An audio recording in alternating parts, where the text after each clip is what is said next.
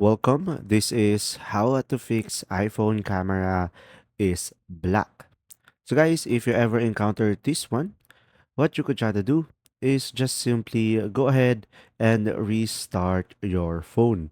So guys, just simply turn off your phone, and when you turn it off, just simply turn it back on, and mostly this fixes the issue. Now, if it still doesn't work, guys, what you could try to do, the second option is just simply go through the settings into your phone. Just simply scroll down and go for the general.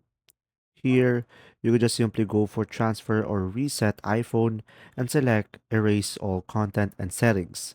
And now from here, make sure to back up your email, password, and everything because this will erase or reset your iPhone.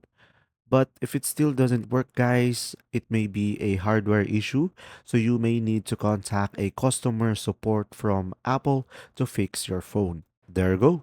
If you found this video helpful, guys, please like and subscribe. And if you have any questions, just simply go ahead and comment down below. And we will do our best to answer them all. And see you in the next video.